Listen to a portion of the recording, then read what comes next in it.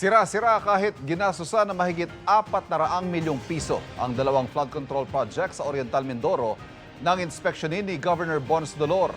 Pumirma sa mga yan si dating DPWH Mimaropa Regional Director Gerald Pacanan na nakakulong ngayon dahil sa isa pang substandard umanong proyekto sa probinsya.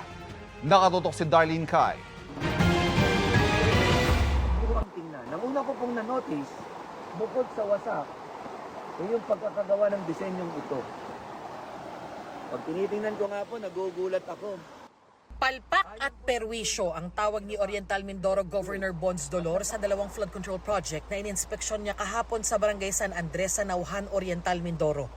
Hawak ni Dolor ang kopya ng litrato ng umunoy plano para sa road, dike and esplanade sa mag-asawang Tubig River. Hindi na nga raw sinunod ang plano, sira pa ang bahagi nito at maikli pa ang sheet piles ng sukatin. Kaya raw lalong binaha kamakailan ng ilang lugar sa mga bayan ng Victoria at Nauhan. Ayon sa disenyo ng DPWH, una muna ang sheet piles, pagkatapos ng sheet piles, saka ilalagay. Yun, ang tawag nila doon ay ito, foundation field ng sa ilalim. Ang tawag nila dyan, geotextile, pampatibay dapat.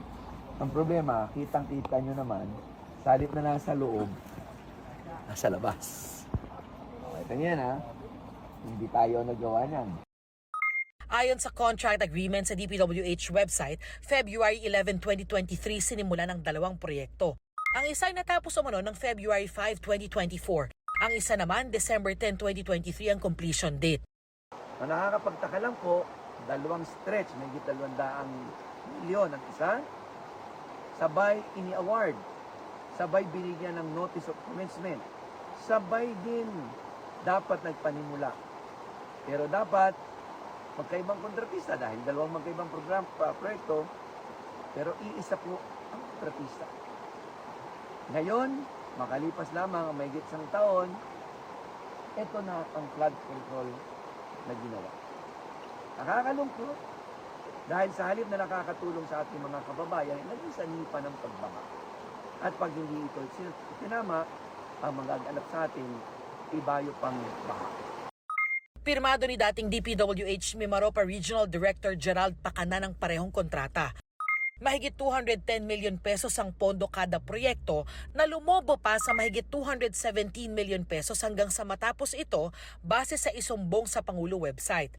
Nakakulong ngayon sa New Quezon City Jail si Pacanan dahil sa pagkakasangkot niya sa isa pang umano'y substandard na flood control project sa Nauhan, Oriental Mindoro rin. At kasalukuyang nililitis para sa mga kasong graft at malversation of public funds through falsification. Ang kumpanyang New Big 4J ang kontratista ng parehong flood control project na ininspeksyon ni Dolor. Pinuntahan namin ang kanilang address na nakalista sa mga dokumento ng DPWH pero sarado ang opisina at wala kaming inabutang tao. Kinausap na raw ni Dolor ang mga taga DPWH Mimaropa at DPWH Oriental Mindoro District Engineering Office. Sinusubukan pa ng GMA Integrated News na kunin ang panig ng DPWH. Para sa GMA Integrated News, Darlene Kai, nakatutok 24 oras.